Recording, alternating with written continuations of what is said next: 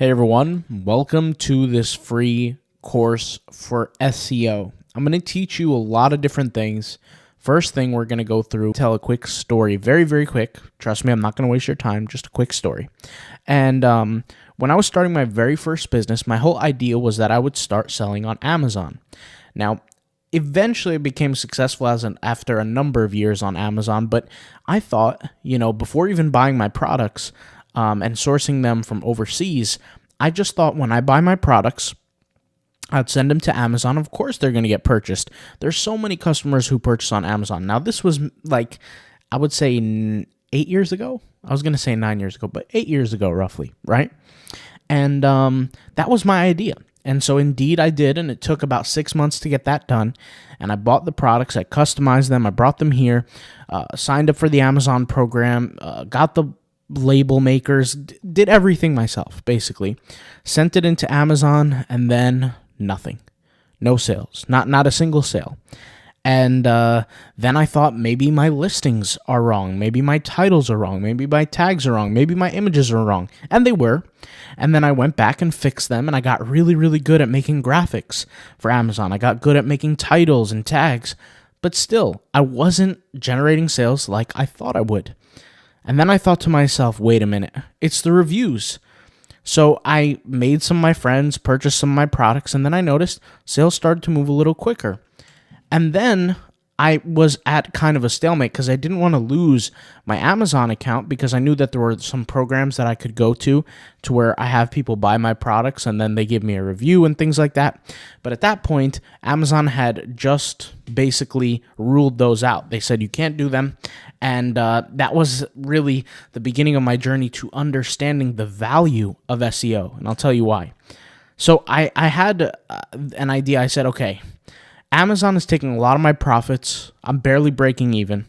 I'm barely making any money. I'm breaking even most of the time.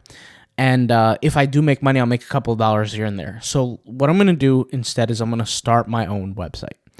And to me, I had almost no money left. Bought a website domain name. By the way, I spelled it wrong. Nonetheless, bought a website domain name. Got started working on the website, and it took me 3 months to finally learn how to build a website. Now, once again, this was years ago. The internet was not what it is today. There wasn't hundreds of thousands of videos on the internet about all kinds of money-making online stuff. There was almost literally nothing on there. I think maybe Ty Lopez was the biggest creator at the time. There wasn't any kind of information on this stuff. You just had to figure it out as you went. So at this point in time, I had a website. I had products. The website looked decent. Once again, I had kept honing in my skills. I kept getting good at, working. So you think about it, I'm 9 months into the game now, and I have no money to show for it. No sales, no income. And then what I thought is, people are searching every single day for products like mine on Google. And my products, guys, was at first, in the beginning of this business, it was lifting straps, wrist straps, and knee sleeves. So let me show you what I mean. So let me type in lifting straps here. And they were looking like this, like these, right? I also had knee sleeves. Let me show you these knee sleeves. Now, it's not the exact same product. Mine was a little bit customized, but stuff like this, okay? It was more on this kind of material. It wasn't these. But it wasn't exactly like this. There were other competitors, right? And then there was wrist straps. So if you have been to the gym, you've seen people wear this. Maybe you wear this stuff yourself. And at the time, I was a power lifter, right? I wanted to get the state record for deadlift for my age at the time. But anyways, that's a whole different story for a whole different time. That's not the point. The point of this video is that is the products that I sold, but I wasn't making any money. And I knew people were searching for them on Google, right? And I said, how can I end up on Google where I'm here or here or here? Now, at the time, guys, Google didn't have this feature, okay? Google didn't have this feature here. All it had was the ads, and then it had links like this, okay? And I thought to myself, how do I end up on Google? I want to end up on the first page, not the 10th page, not the 100th page, the 100th page. I want to be on the first page. And that's where my journey started to begin learning about SEO. So I started working on SEO every single day in my college classroom. And to put things into perspective, what I did was I would wake up every morning. After about 2 hours of sleep, I would go to sleep at around 4 to 6 a.m., somewhere around there, depending on what time my college class was. I would go to college class, whip out the laptop if we were allowed to use laptops in the class, and just work on the website the whole time, trying to do my SEO, search engine optimization, because that's what I learned. I learned that SEO is what makes your website end up here. 3 months later, right, here's the thing. I bulked up the website. I added more products that I was drop shipping. At the time, there was no name drop shipping. It was just literally I was selling stuff from China, which were these performance workout hoodies from a brand, which I'll show you how they look like. Let me show you. Never Give Up hoodie, I think it was. I'll show you. Let me see here. If I can show the exact hoodie. All right, it's not here. But anyways, it was material that was basically the same as Under Armour, but it was a completely different brand. So drop ship those products, and I didn't actually get sales yet, mind you. I bulked up the website, I did SEO, and then boom. I come home from college at a late night, might have been 10 o'clock, 8 o'clock, something like that. Come home after 3 months of doing SEO now, okay? So it took me 3 months to build the website, 3 months of SEO, and then finally I got my first sale. And that sale was the thing that confirmed everything to me. Now, mind you, I had done already like many, many months of work before then, like about 6 months on Amazon. So 6 months plus 3 months plus 3 months, which is about a year. And I was amazed. I was amazed that I got my first sale, okay? I couldn't believe it. I still remember the hoodie. I still remember the cost. I sold it for $59, and it was purely somebody who searched the product on Google, found my link, and bought the product.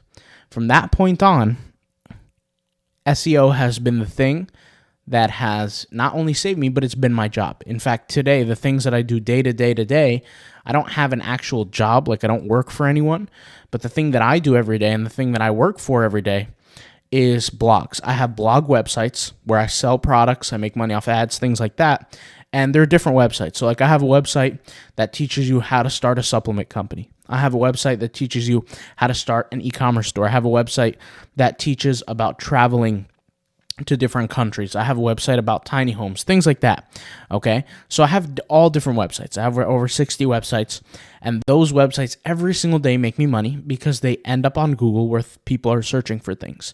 So what is search engine optimization? You're optimizing, you're creating, you're curating, you're iterating, if you will, on a website. You're making it better, you're optimizing it so that it can end up on Google. That's all it is, search engine optimization. What is a search engine? A search engine is Google, Yahoo, Bing. Whenever you type something in, that's a search engine. For the people who have heard about Redbubble.com, print on demand, Redbubble.com is a search engine, right? So if I go to Google, right, and I type something in on Google here, which I did type something in, let's say I type in fish, okay, that's a search. That's a search right here.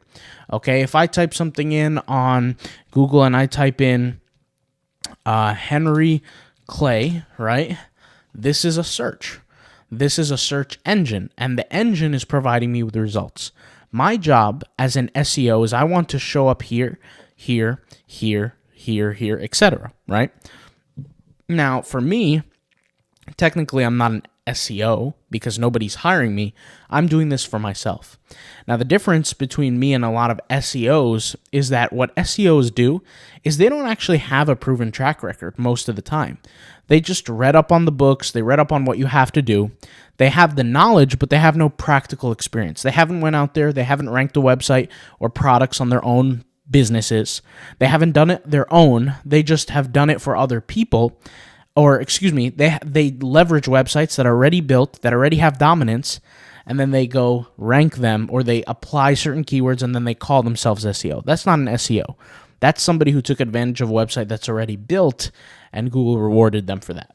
An SEO is somebody who can bring something from zero to success, and that's exactly what I've done. So I tell you this little story just to kind of show you the benefits of SEO.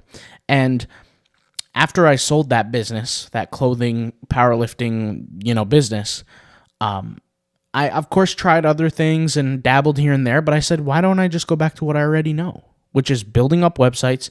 I built a ton of them. And since that day, which I sold the business maybe, I started maybe 8 years ago, a little more than 8 years ago, and I sold little less than 5.5 years ago. So for over 5 years, I've been working on SEO on my own businesses, my own websites, my own products, and never turned back, never looked back since. Okay, so what am I teaching here? This is the start of a new beginning for you. Okay, this is a start for you to learn how to basically do SEO. Now, I want to say something very quickly. At the time, I couldn't afford any courses. I think there were a few. I just couldn't afford them. They were 1,000, 1,200, etc. I just couldn't afford them. But I bought a book, okay? Now, of course, there was free information online, but I bought a book. And of course, I took advantage of the free information, but I really didn't know if it worked or not. I didn't know if the information was true or not, right? And I'll just say this really quickly, is I was working on blind faith. I had no proof. I had no results. I had no nothing to say that I was going to be successful at this. I just had no other option. I had to try this, and I kept with it. And so I kept working at it, like I said, all the time,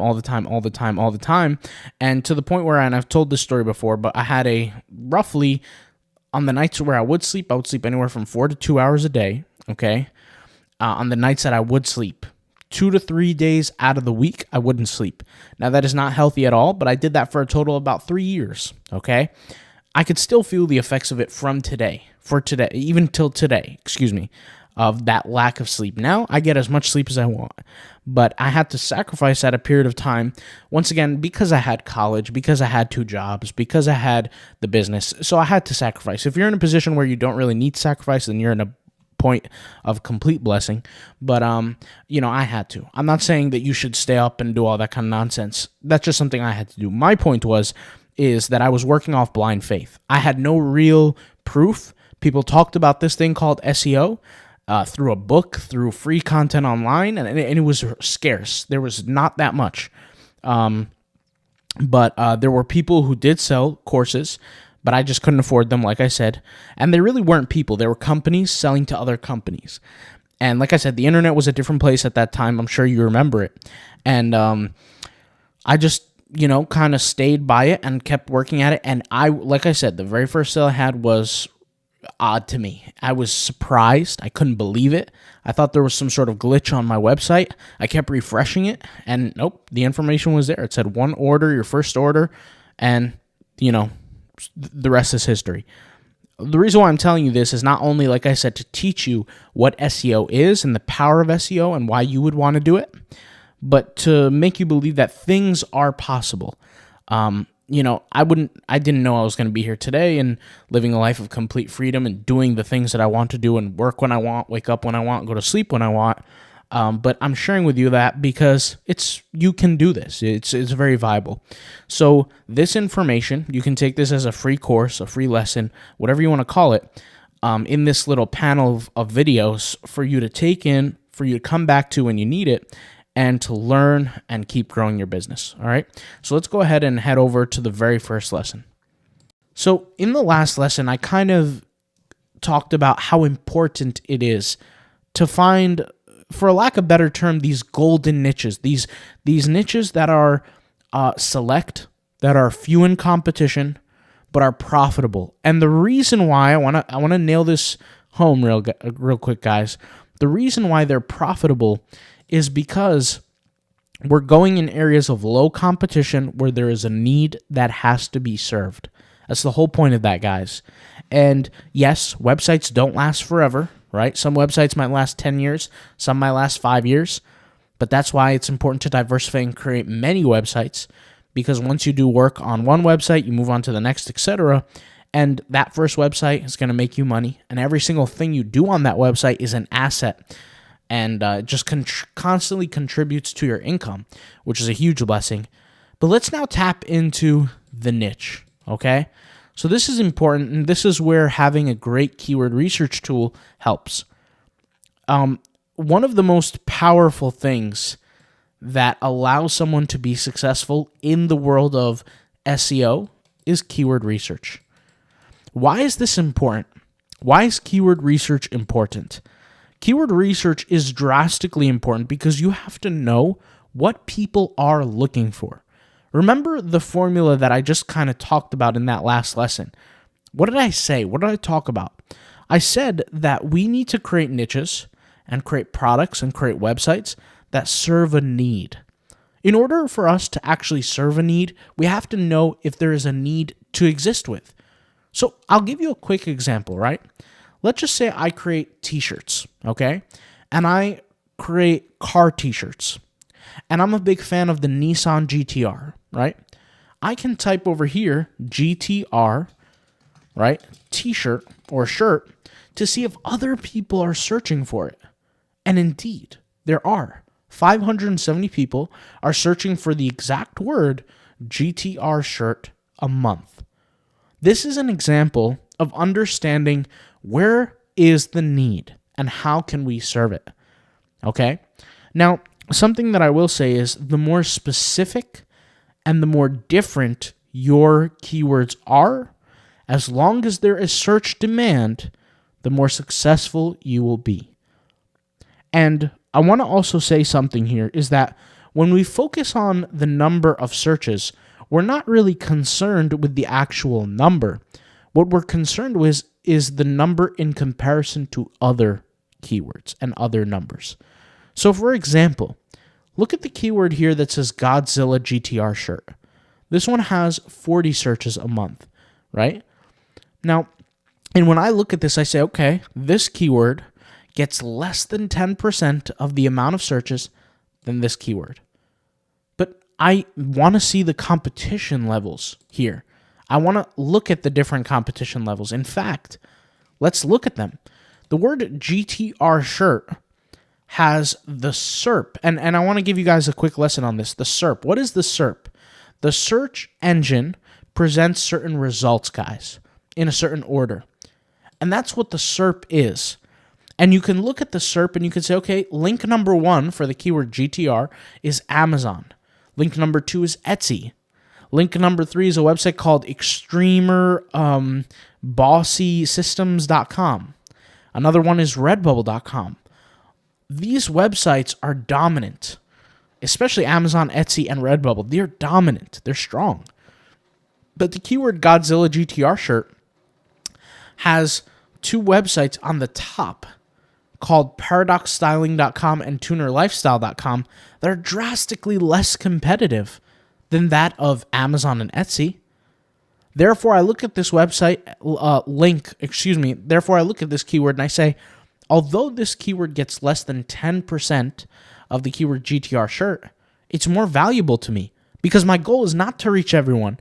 It's to go for people where I am standing out, or keywords that I'm standing out for situations that's less competitive to me, and therefore I can succeed more. Okay? So you really just got that very first lesson from the niche site strategy, the whole niche site ideal on our website, Cash Cow Niche Sites. You're in this course, you're basically soaking up all the game that I'm giving you on my point of view of things that frankly has worked for me. Like I said, I don't have to go to work. I don't have a job. I don't have a boss. My job is the jobs that I give to myself. And I'll never need to go work for anyone as long as I harness this skill. And the skill is simply learning how to do SEO. And this is the first step to the physical activity, the action. You guys already took the first few lessons, right? You already know the game as far as here goes. But now it's about action. And so if I was to create a link of a product, I wouldn't just title it GTR shirt. I would go for maybe the keyword Godzilla GTR shirt or any other keyword. Now this software here, Mangools, by the way, we'll leave a resource where you can sign up for this tool. But if you sign up with our link, you'll get bonuses. In fact, you'll be able to access something called the basic plan. The basic plan it's either called the basic or the entry, but it's the cheapest plan you can get that you would normally get. And the great thing about this is that you can access different information like this that your competitors, at least most of them, are not aware. I want you guys to understand something. There's something called the Pareto principle. And there was I forget what he was, a psychologist, a scientist, I don't know who he is. His last name was the name Pareto, and he created this principle, and he realized something. It dawned on him that 80% of the market's results comes from 20% of the work. 80% of the sales made comes from 20% of the sellers. 80% of the website's ranking come from the top 20% of creators. Why is that? It's because they have insights to skills and knowledge and information and tools that allow people like me and you to be successful. Now, these people are like me and you. They are me and you. That's who they are. And we build on this. We work on this. Like, for example, this website, tunerlifestyle.com, somebody just like me and you owns this website. fastandfuriousfacts.com, somebody owns this. jdmerch.com, somebody owns this. These aren't big companies. These are people just like me and you. paradoxstyling.com, like I said, somebody owns this. And they're making money on a daily basis, not just with one link or one website, but they're doing the same thing I do every day, which is they have a portfolio of websites, a portfolio of products, a portfolio of blogs that are assets that generate income for them on a daily basis. See, everyone thinks in that old 1960s mindset, which is the only assets are real estate.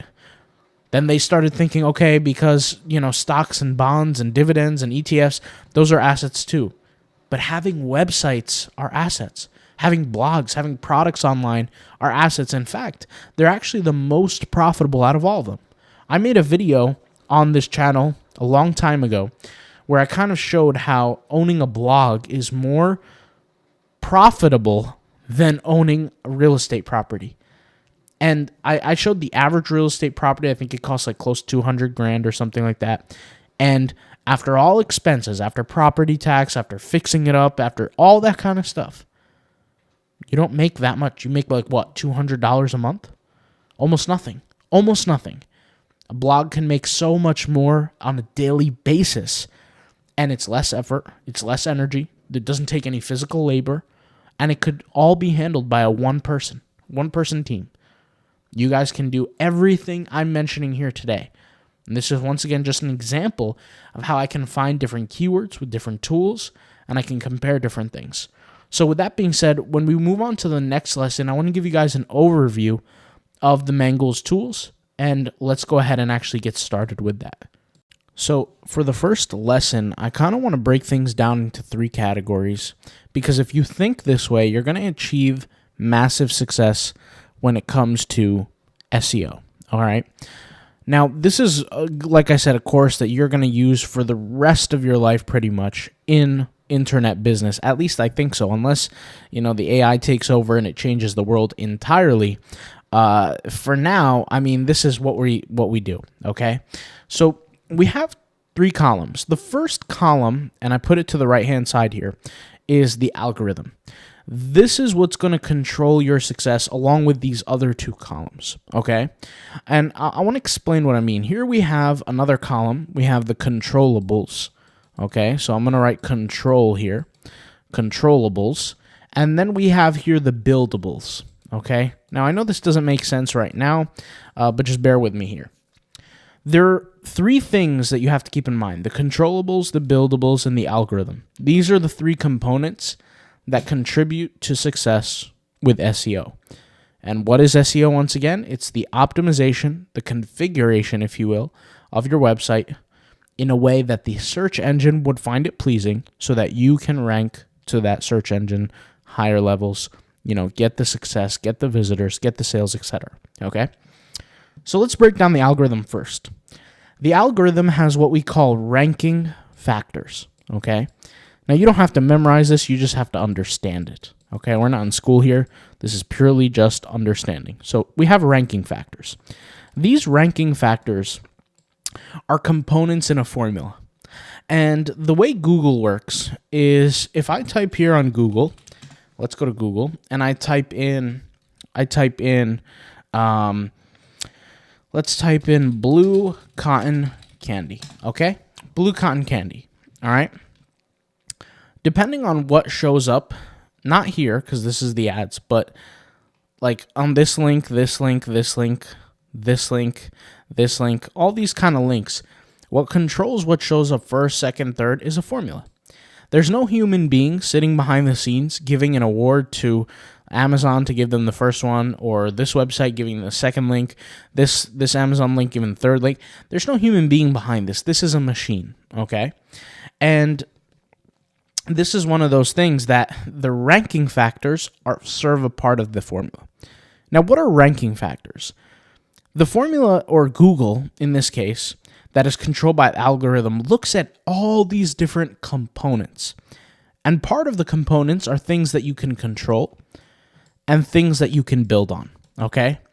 And these things, or these components that you could build on, these things that you can control, these are different parts of a formula to create the algorithm.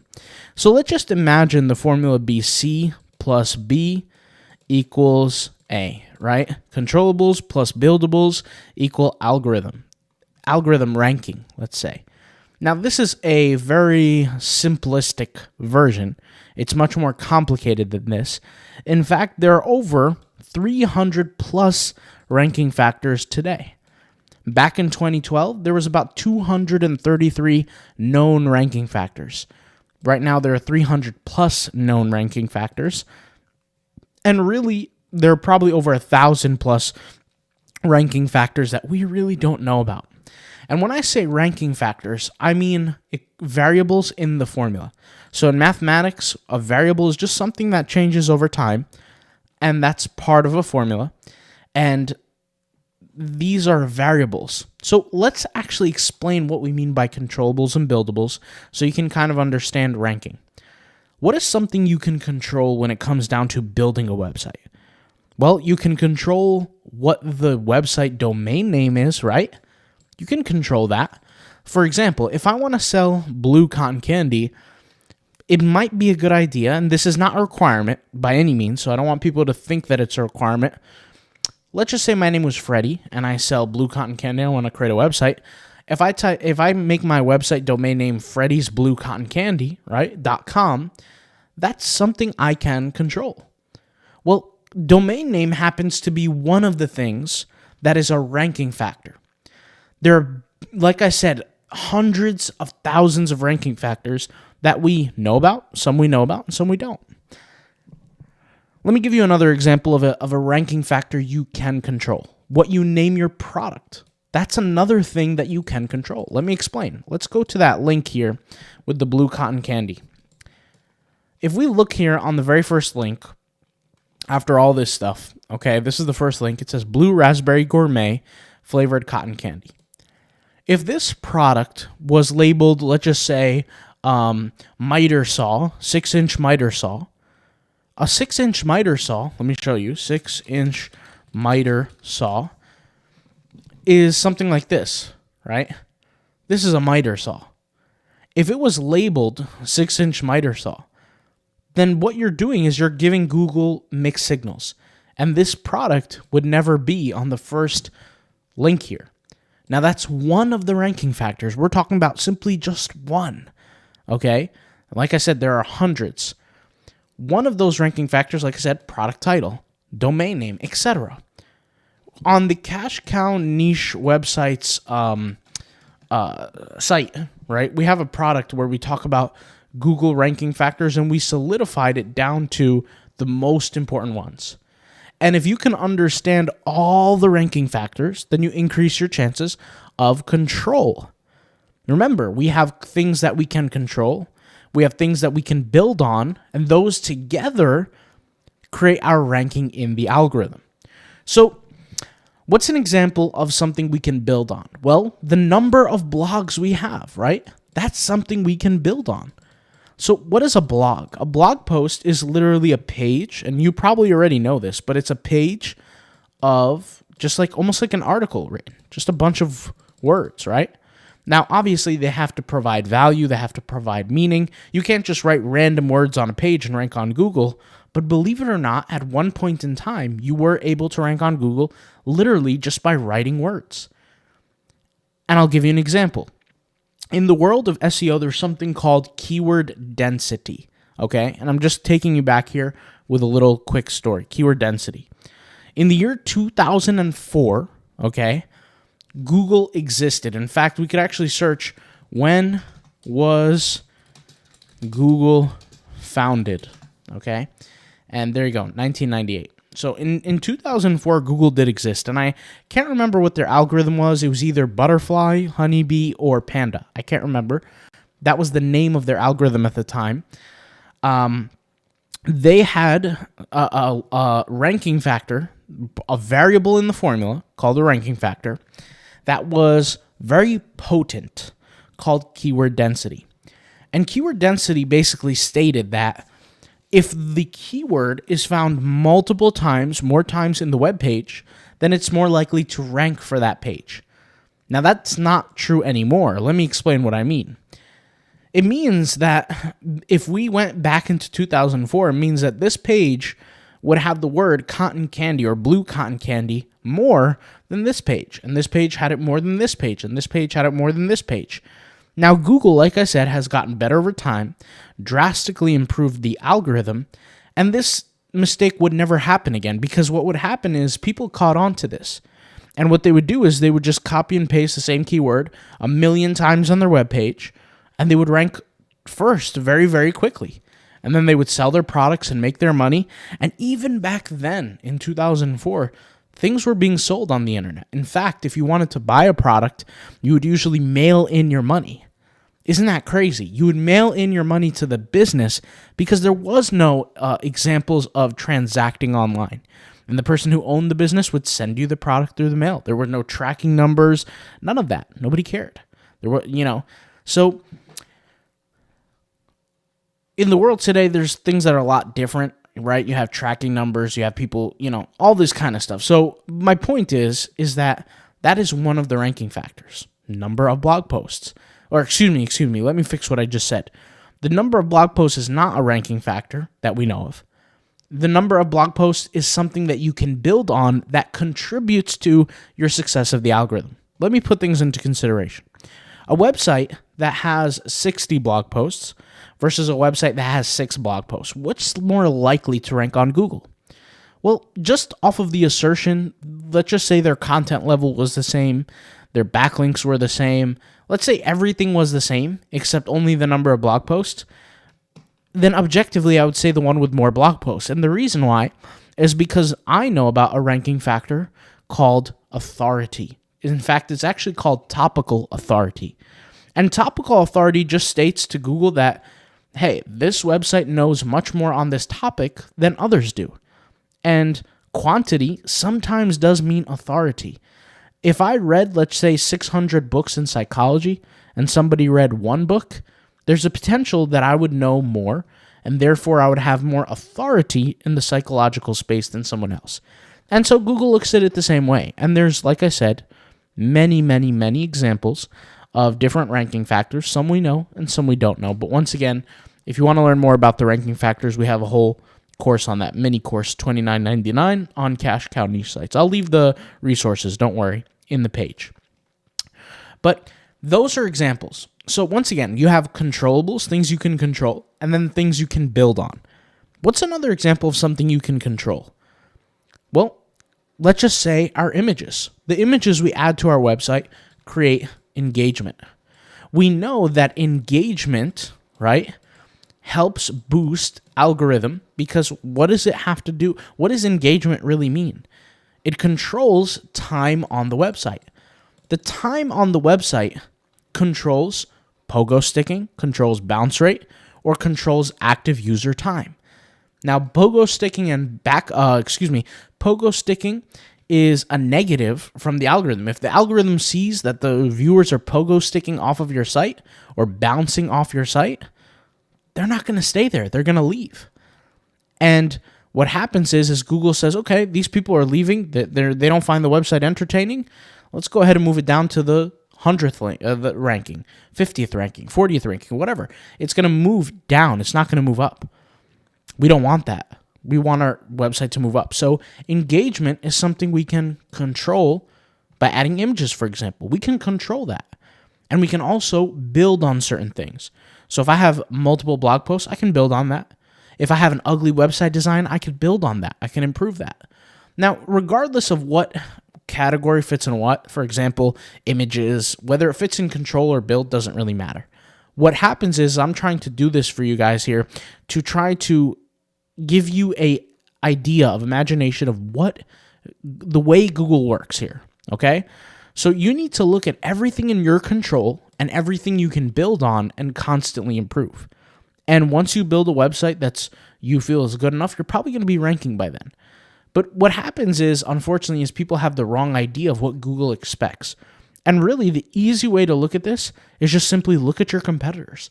Look at the people in your niche who are maybe offering the same products or the same blogs. And maybe if you don't have a niche yet, that's fine. Just do a random Google search and see how you can improve.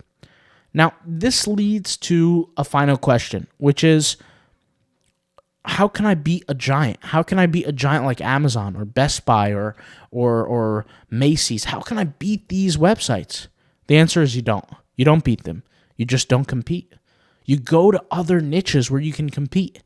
Part of the reason why I created the YouTube channel, Cash Cow Niche Sites, is because all the businesses that I've built are very select, very important niches that help me make money and establish authority very, very, very quickly.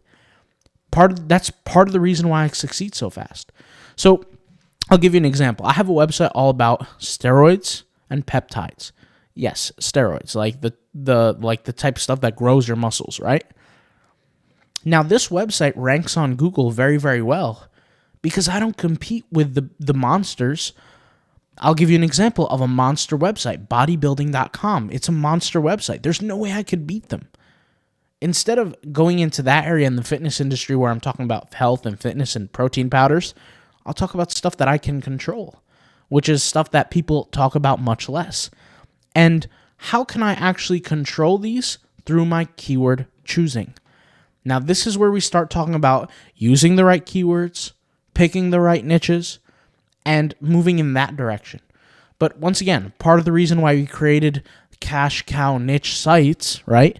The whole brand idea has just simply been a reflection of my thesis the entire time. And every single way that I've been successful is that I pick a niche that is ultra specific, that serves a very specific need, where I have much less competition and therefore I thrive. There's a book called The Blue Ocean Strategy.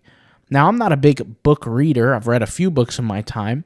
But the whole concept of the book kind of goes like this. There's red oceans and there's blue oceans.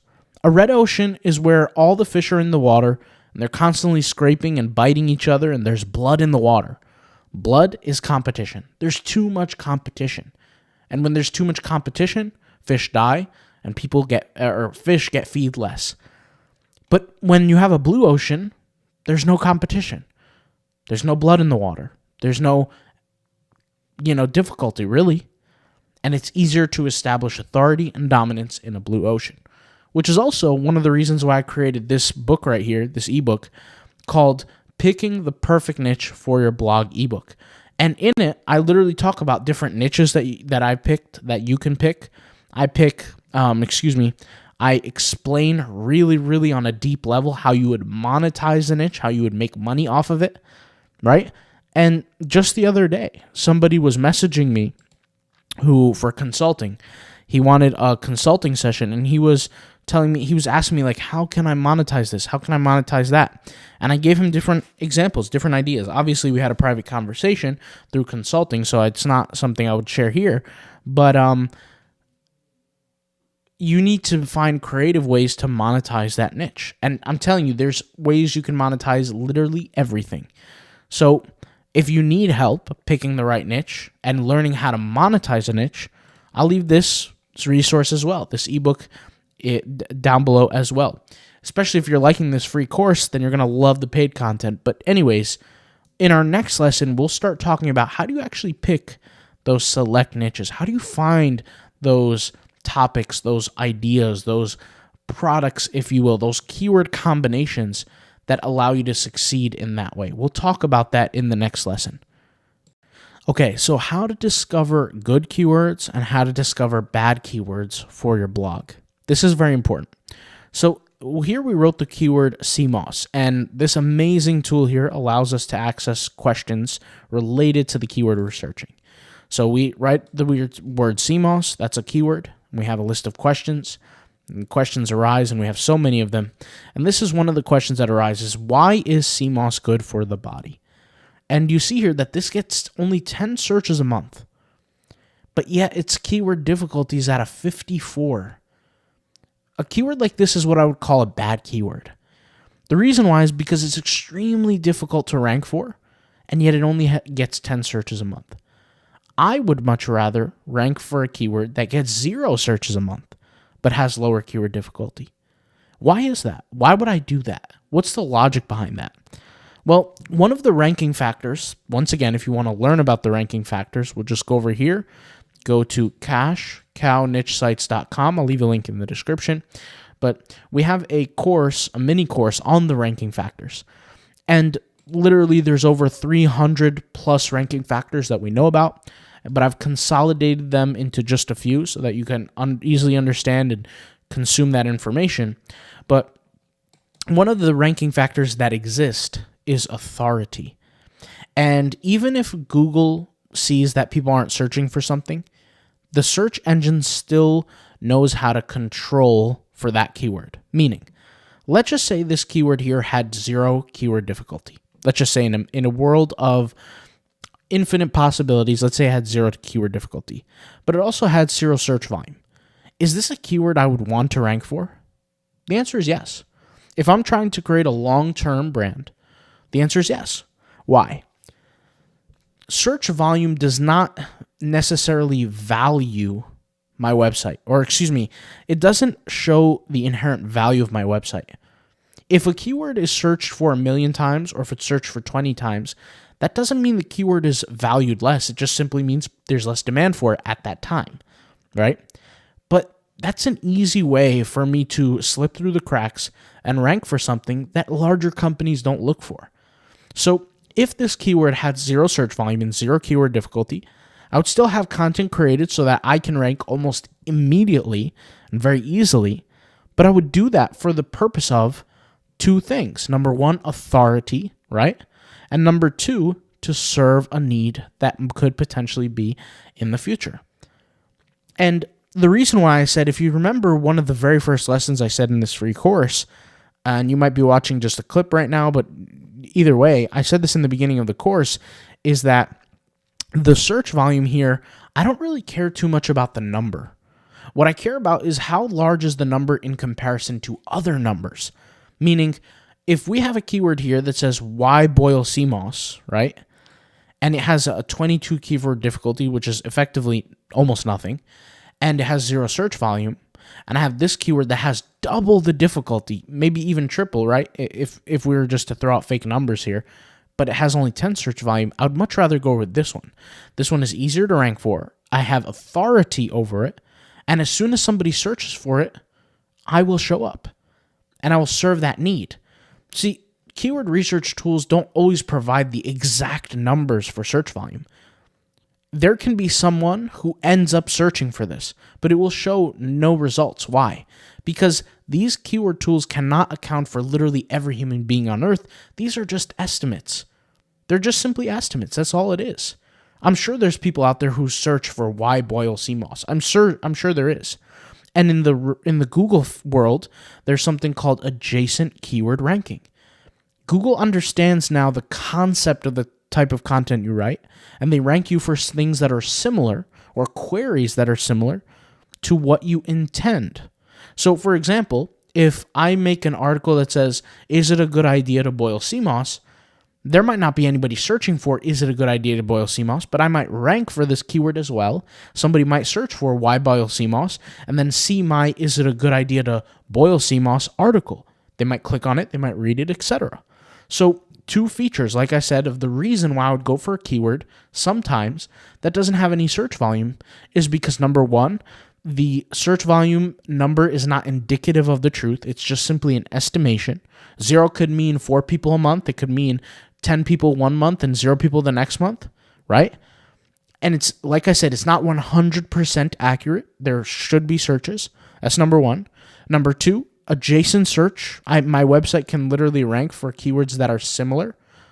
And number 3, I'm creating authority where it's easy to acquire because there's less competition. So this is what we call the base level. We're creating a base foundation of some articles that are very easy to win on. And it doesn't have to be articles. It could be products that you're selling, right? Now, products are harder because products are linked to money. But in general, content, to create content like articles and stuff, that's easy to win pass through. And once again, get some traffic on there and benefit from that. So when you're utilizing this tool, one of the best features about this is the questions feature. You get the access to different questions, see what people are asking, and then provide value through your content, through your blog, through that. And that's the whole thing, is finding here ways that you can help people. If, for example, guys, if I'm a CMOS fanatic and I want to learn about CMOS and I want to learn about CMOS gel and all this kind of stuff, if I see CMOS for sale, that's, let's just say, I don't know, ginger flavored. I'm just saying, like, I'm just getting creative here. You never know, I might buy it. But once again, the product has to be there, the value has to be there, and I have to reach the consumer some sort of way if I'm the owner of this business. So for you guys, you're thinking of creating a cash cow niche site, like we name our whole entire channel here. You want to create a cash cow niche site, you have to provide value. People are looking for certain questions. You're going to provide the answers, and then you're going to have the opportunity to show them your products during that phase, which is, once again, why website building is so important. Website building is so important. And for me, like I've said, and you guys have seen this millions of times when I've said this, but rocketwebbuilder.com, I do all my website building through. All 60 plus website, and I have over 60 now. All of my 60 plus websites, all on Rocket Web Builder. Every single one. You guys have seen it before. I've talked about this. The templates, I've shown the tutorials, the click-by-click tutorials, because it's so easy to use, and it does the job perfectly for me. All right, so you guys have seen all this. You guys know about this, but once again, people, they look at it and they kind of just push it to the side. They don't care that much because they don't see the value. They don't see how much money they're walking over every single day. Every single day, you're just skipping out on thousands of dollars, right? And maybe because you don't see it the way that I'm teaching it here, but now you guys are lucky. You're seeing it. People don't see it like this. People don't see that there's so much money to be made here. They're just simply walking past money each and every day. You know, surfing the internet, surfing through, so much opportunity of money that they could make, but they're not going to because they're not being attentive. Tools like this help me become extremely attentive. I know search volumes, I know numbers, I know demand, I know keyword difficulty, I know SERPs. All these things drastically help me in the long term to create a fortune. And like I said, I wouldn't get far past 60, 70, 20 websites here. I wouldn't even get past my first website if this wasn't valuable to me. But I did, and I created so many. And some of you guys have seen some of those websites that I've built publicly. All right. So anyways, let's keep working on these lessons and let's keep going here. All right. Next lesson. So let's do a little bit of a tutorial where I show you around this tool. The first tool we're going to be going over is the Keyword Finder tool within this free course. All right. So let's go ahead and get started. So what is the Keyword Finder tool? Very simple. You find keywords that that provide search quantities, that provide competition, provide PPC and CPC. These tools, a lot of people can access them. All you have to do is pay the subscription, as you guys know. But it's not about who can access it. It's about what do you know and what are you looking for. So let me kind of break things down. All right. First, you search a keyword. You can choose the location of where you're searching. This is actually very useful for certain blogs. Okay, so if I, for example, have a blog and I want to see what are the Germans searching for, I can click search, right? If I have a store or product in these kind of areas, what are they searching for? I can provide these certain things. If I have a product or a business where I'm shipping stuff worldwide, I can look through different things. So this can, location matters a lot. And we might talk about that in the future and go deeper on that. And then here is a language search, okay? Also very important. A lot of people think that just because you're searching in English, that automatically it will just be from the United States, and that's not true. There are certain keywords and certain niches that people from other countries could be searching in English.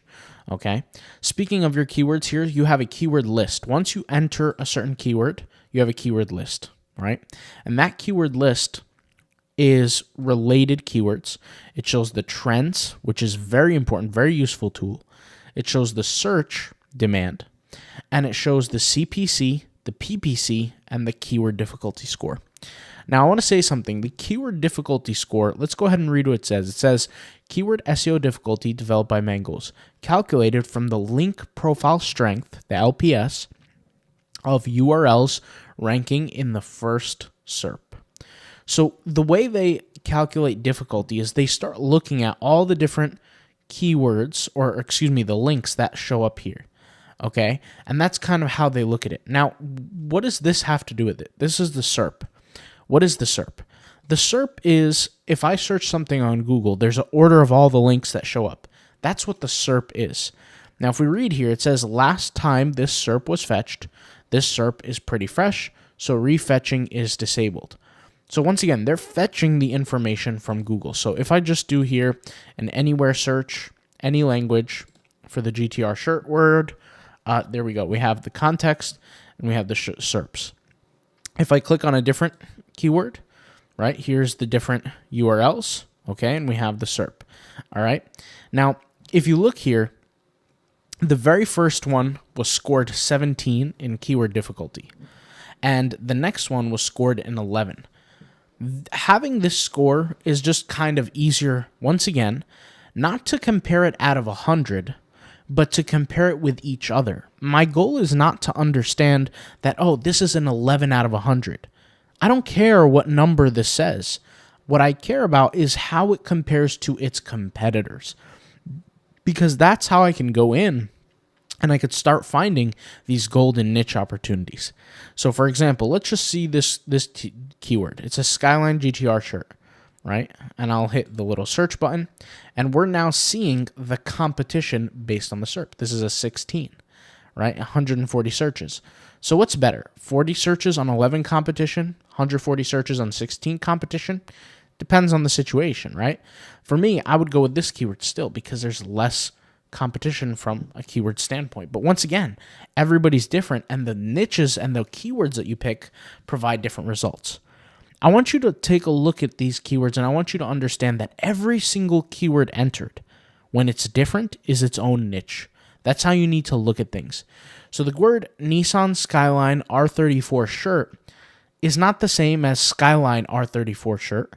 Even though they are adjacent, they are not exactly the same. There's different things that can arise. There are different keywords that can arise, and they have different search volumes and things like that. So they're similar, but they are not the same. And from a keyword standpoint, from a Google standpoint, sometimes one word can make all the difference between showing up in the 9th or 10th or 14th or 17th position versus being in the 2nd position or the 3rd position, getting that extra traffic and getting that extra sale. So now that you kind of know here and know about here, let's take a look at this. This is kind of self-explanatory, but here we have, once again, the keyword difficulty, right? When I click on a certain keyword, it will present the difficulty, and it will present the history of the search volume. So you can see here how much search volume the keyword had in October of 2019, how much it had in October of 2021, etc. And it will show kind of the search. Now this here has a growing trend, and this is why we talk about trends.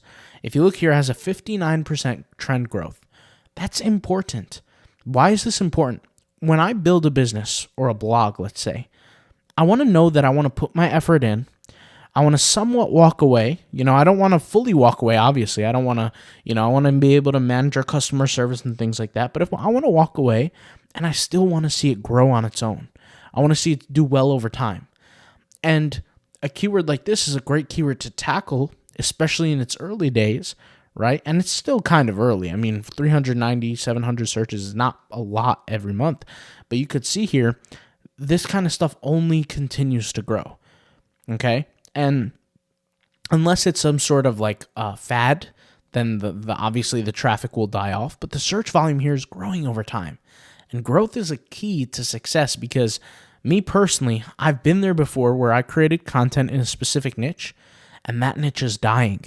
So I worked so hard to build this content, these blogs, and the niche is dying. There's less attention going to that niche. Of course, it will still make me money, but it's not growing. There's no room to grow. There's that ceiling. And that is a difficult thing to handle. But once again, this is one of the things that I say is we don't live in a perfect world. One of the easier ways to control that is just create multiple websites with multiple blogs, And I know that sounds crazy to some people, but you really got to get into the mindset if you want to get true financial freedom. And I'm not sitting here stating that that's for everybody, but if that's something you want to keep as a goal and that's something you want to be serious about for the rest of your life and really just run your own business and not have to go to work for someone, which, by the way, there's nothing wrong with working for someone. If that's something you're serious about, then it's going to take full-time effort, right? It's going to take multiple websites, I call them businesses, but really they're websites and it's all under one business umbrella. But multiple websites, multiple blogs, multiple products, many hours of thinking about what to do and how to do it. A lot of different effort comes into play. This is not something like a joke or something to be played with. It's really got to be taken very seriously. So the keywords, the difficulty, etc. One of my favorite features for content creation, especially blog posts, is this button right here, here and here. The autocomplete and the questions. When I search something like GTR shirt, I can search for questions and I can see, is there somebody possibly searching any question related to the word GTR shirt? Now, sometimes, obviously, it depends on the situation. Like the keyword GTR shirt is not really, people don't really ask too many questions about that. But that's what this tool provides. It's almost like a magic tool that can provide questions. So how to get GTR to shoot flames, that's a question. How far should a shirt go down? That's a question. How do GTR shoot flames? How many GTRs were made? Things like that. These are questions. You can answer these questions and you can create blog content around these questions and you don't have to think of them. The tool will do this for you. This is once again why it's very important to utilize tools. Tools are powerful. It's a wealth in your hands that you can go out and access. And when you look at something like this, is like, for example, okay, you look at a question like this: how many GTR R35s were made? You make a blog post on this, 140 searches a month, okay? That's an extra, potentially, obviously everybody's different, but 140 people accessing your website potentially, not guaranteed, but potentially 140 people accessing your website, learning about your t-shirts, right? And going and buying them. Learning about your products and going out and buying them. Maybe you're selling a journal that has a GTR design on it. Maybe you're selling a poster of a GTR. Maybe you're, whatever you're doing, right? Everybody's different. I can search here, for example, sea moss. Okay, everybody knows what sea moss is. It's a supplement, it's an ingredient, whatever you want to call it. I click on sea moss, I look at questions, and look how many questions related to sea moss. Look at how many questions. Look at this. I can scroll for days here and get questions. 126 total questions the tool is able to create for me, right? So why is sea moss gel good for you? That gets 40 searches a month. Imagine if I was selling sea moss. Or maybe I'm not a seller. Maybe I'm an affiliate. Once again, if you want to learn more about how to actually monetize a niche, whether you're an affiliate, whether you're selling the product, whatever, go to cashcownichesites.com and go over here, picking the perfect niche for your blog ebook. Not only does this help you pick the perfect niche, but it also helps you monetize that perfect niche. That's the most important thing. If you're not monetizing, there's no point to this, right? There's no point of creating a blog just for the fun of it, at least my opinion. Maybe I'm wrong, but I personally, every blog that, even if I enjoy what I'm doing, I still want to monetize, right? I have a blog on treadmills. I was a deep researcher on what brand is the best, what's giving you the most value, what costs the most, what costs the least. And that was interesting to me at the time. And I created a blog on that, and that creates income for me on a daily basis through affiliate sales, selling treadmills. So everybody can do what you want in terms of an income perspective, but look at this. There's so much opportunity here. Keywords with lower competition, some have low, some have high, right? All kinds of different keywords here, and we could see different keyword difficulties, right? And you could find what's referred to as a good keyword or a bad keyword, and we're going to actually talk about that here in the next lesson. So let's get into that. Okay, so here we are on the Site Profiler by Mangles. Click the link in the description if you want to access your free trial. And you want to use this tool here, guys, to once again understand different metrics. We already spoke about in the last lesson the metric of the referral domains, right? Top referring domains. But what are the other metrics? What do they mean? How can we use them, and how can we understand them? Let's talk about it. Of course, we have our domain authority, our page authority, our citation flow, and our trust flow. What does this all mean? Let's start off with the trust flow. The trust flow just simply means that there are websites that rank back to you. Your website has its own trust score. And one of the things that helps control a trust score for a website is who's actually referring back to the website. The website that it's getting its backlinks from, are they shady websites? Are they websites that are kind of underground or maybe been marked as spam before? Or are they websites that are a little bit more well-known? They're getting some more attention. Are they EDU websites? What are they exactly? The trust score involves those kind of metrics, mashes them up, and provides a trust flow. Now, we also have something called the citation flow. Don't get confused about flow, the word flow, on either one of these. It just simply means score, in my opinion. And when we say flow, really what we mean is the flow of traffic, the flow of the links. Where are they moving from? So if we have website A and we're looking at website B's metrics, and we have a score for website B, we have a flow of traffic from A to B if A is backlinking to B. Does that make sense? So citation flow is just how well is this website being cited on other articles, on other websites, on other content pages. And what happens is if we look at this, we have a high citation flow here of 43, which is not really high compared to other sites, but high compared to the trust flow. What does this mean? That means this website might have significant citations in comparison to the trust that it was given. Now, sometimes it could be because they have a lot of links that are no-follow links. It could also mean that maybe the links that it's getting back are from newer, undeveloped sites. It can mean a few things, but this is not bad metrics. Once again, it's all perspective and it's all subjective. And the reason why I say it's subjective is because a website that's brand new, whose owner doesn't even have $50 to purchase a backlink for, is not a website that's in a bad position. It's just simply subjective to its situation. But if, let's say we're talking about a website like Squat Wolf that makes millions of dollars a year and is trying to rank and uses backlinks from a site that has a trust score of a 5, then maybe that's not the best option for it. So once again, you have to play in your ballpark, and you have to look at SEO as a step-by-step process, almost like climbing the ladder. You can't really jump up too quick, or else you're probably going to go down. And that's just really the way it is. But anyways, page authority. So in the world of SEO, you have something called page authority and domain authority. Domain authority comes from the overall value of the domain. How authoritative is it? How valuable is it? Okay? And then you have the page authority, or the authority of a particular page. Let's just say we have a website that's relatively new, but one page out of the whole entire website, and let's say the website has 400 pages, is ranking high on Google. Well, then on that one page, we would have high page authority, but on the rest of the site, we would have low domain authority. This is one of the things I've said before in some of my other free courses, free videos on YouTube, is when you have a website, and that website is let's just say it's lacking. It's lacking. there's not going to be one thing you could do to that website that will save it overnight. It just can't happen. It needs gradual building. However, if you have a website that's been on the mark all the time, posting the content, creating the good work, linking properly, having the right URL handles, the slugs, doing everything you possibly could from an SEO standpoint, right?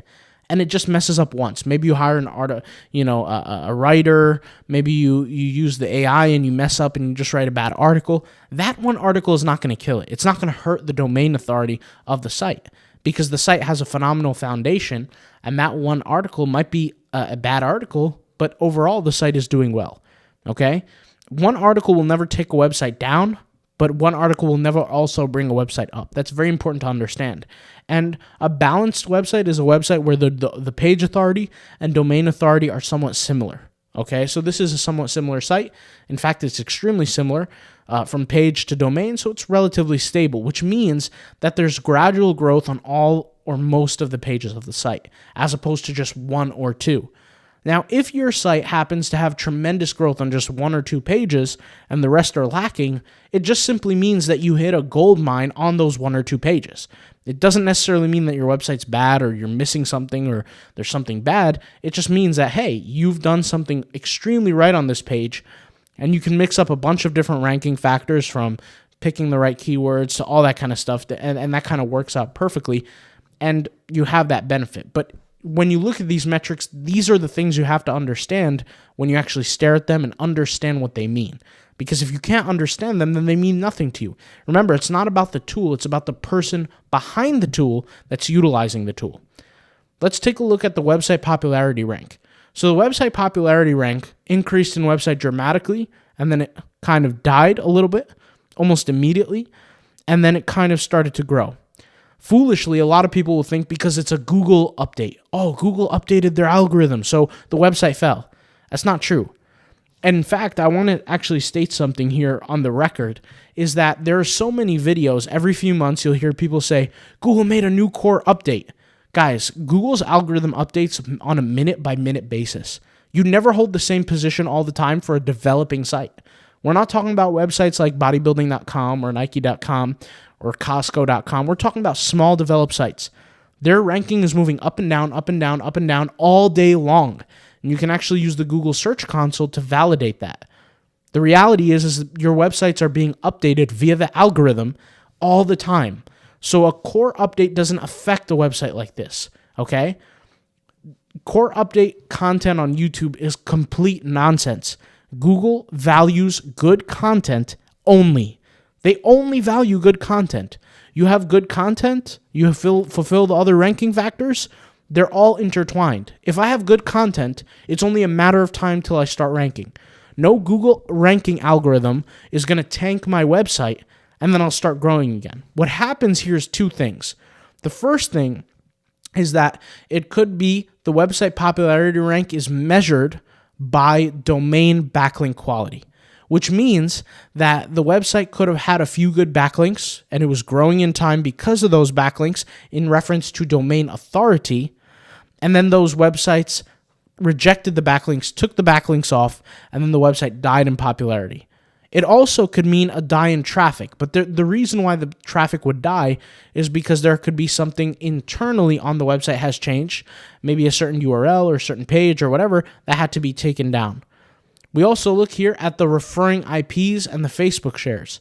Facebook shares, of course, are when people share posts on Facebook that are link-based posts, and then once again, we have the number of IP addresses referring to that website. Now, if we read what it says here about website popularity, it says a global ranking that compares to the popularity of the 1 million visitors, 1 million most visited websites on the internet. The smaller the number, the better. Now, once again, the website was increasing in popularity, and then it shot down in one shot. Why is that? Once again, there are a number of factors. It's not a Google core update. That is the most nonsensical argument. A lot of people say, or they make cash clickbait videos where they'll say, the new core update is killing my website. Beware, new Google core update. And then people who are trying to get into SEO or blogging see a website like that, see a video like that and discourages them. It's nothing more than just, cashing in on some news. That's all it is. Google is literally updating by the second, by the minute. Their algorithms are constantly being fine-tuned by themselves. Okay, that's what an algorithm is. It's a mathematical formula. But anyways, here we have the backlink profile. Interesting. Notice what I just said, by the way, is that I said it could lose backlinks of domain authority. And there was this drop. And immediately, what do we see here? We see a huge loss in backlinks here. So these backlinks were purchased, right? They were active at the time. And then they were lost, this same chart, inverted, lost over here. What does this mean? That means around December, a bunch of backlinks were probably purchased. And then a few months later, right, in March, the backlinks died, dropped off. You know, the company who promised the backlinks whenever they purchased died off. And that's exactly what happened here. That's all that happened here. And this is just a perfect exemplification of this. Okay, here we look at the total backlinks. So notice how they went up almost immediately with time, right? Almost increased by 100 total, held for a short period of time until February, and then boom, in March, they all died off. So that purchase here of 100 backlinks, close to 100, maybe like 90, died off here. And it's almost the same amount that was purchased. So once again, it's good to find long-term resources for backlinks. A lot of times when you purchase backlinks that are trash, you'll purchase a backlink or 100 backlinks or whatever, and you think, oh, it's SEO because that guy from India is selling you these backlinks and he's promising you that your website is going to do better, and all it does is take a number of months. After he sells you the backlinks and after the time for the refund is over, guess what? He'll cut your website down and place somebody else in there. So once again, this is why the things we preach on rocketwebbuilder.com, where we teach you how to build a site step by step and do it right, that's the way to go for the long term. Not this nonsense of buying garbage and trying to make your website work, trying to get something out of nothing. That doesn't work like that. I remember somebody said, oh no, he said, I'm gonna grow my website, bro. All I had to do was pay $5 for 1,000 backlinks. I said, let me guess, you bought it on Fiverr? He said, yeah. I said, terrible mistake. You just burned $5. You might as well just buy like ice cream with those $5 because it's not going to help you. It's a facade. It doesn't actually help. All right, let's move on. Link type distribution. We have do follow links and we have active links. What are the difference? Do follow links are you have a bunch of no follow and do follow. No follow mean I'm going to backlink this guy, but I'm not actually wanting to give him any of the ranking benefits of it. Social media are what we call do follow, no follow links. Like for example, if I create a link on Facebook, okay, it is what's referred to as a no follow. I don't get a benefit from the algorithm that Facebook is linking back to me because I posted something on social media. Okay, that's a no follow link. If that was the case, everybody would have a bunch of backlinks that are actually beneficial. However, I'll state this. However, a no-follow link is considered a social signal. I've said this in lessons before, but it's considered a social signal from an algorithmic perspective. Okay? So if you look at this site, 75%, close to 75% is no-follow, and do follow 25%. Basically what that means is majority of this site here have an article, 75% of it is fluff. 75%. But once again, that doesn't mean it's a bad website for you. You would have to look at your own positioning. If you're a 0 out of 0 website and you know this website is going to hold your backlink forever, then it might be beneficial to sign up for them. It just depends on the situation. And here's the link distribution. So it's either image or text, frame or redirect. In this case, 93% happened to be text, a little bit happened to be image. Great. Then here we have active links ratio. So how many of the links are live? How many are dead? 68% are deleted or dead, and 31% are live, which does correlate with what we see here. We see the die-off period here, and we also see the jump down in what we call website popularity. Now, this is not true website popularity. It's not like the website was getting more traffic here. What happens is the accumulation of the backlinks make the algorithms believe so. Now, there's a difference between the Google algorithm and there's a difference between the what's it called? The search engine tools algorithm, like these, like Mangools, SEMrush, Ahrefs, things like that. Okay. Referring domains, referring IPs, referring subnets. We talked about this in one of the last lessons, so I'm just going to skip this part because I don't want to keep this video on for too long. And we also talked about top referring domains. If you did not see this, I'll leave a link in the description. You can go ahead and see the other lessons. But anchor texts. Anchor texts just simply mean what are the texts that are backlinking to, like when somebody clicks that backlink, what is the text that they're seeing behind the scenes? So what link or what keyword or whatever they're clicking on, what is it? What is it? So what we have here is a naked anchor text, which just means it shows the domain the way it is, naked. Here we have a branded anchor text because it's showing the name brand, heavenarticle.com, right? Heaven Article. This is another branded link. If, for example, I said top 10 mushrooms, that is not branded, that is not naked, that is an other, which basically it's providing a keyword directory, a keyword anchor text, right? So different kinds of anchor texts, it's best to have keyword anchor texts. That's the most optimal, okay? A lot of people think branded anchor texts are bad, are good. They really develop over time anyway because people are searching for the name brand, especially if your website has any kind of dominance whatsoever. If people are looking for your stuff, they're going to search branded type searches, okay? Top content, it doesn't even show here, okay? So the website clearly has a lot of fluff in it. And we could just tell here behind the actions of the user. And I could just tell behind this business, right? Behind this business, heavenarticle.com, they have probably gassed a whole lot of people up saying, hey, buy our links, get a guest post, get whatever, look at how our site's growing, look at this, look at that.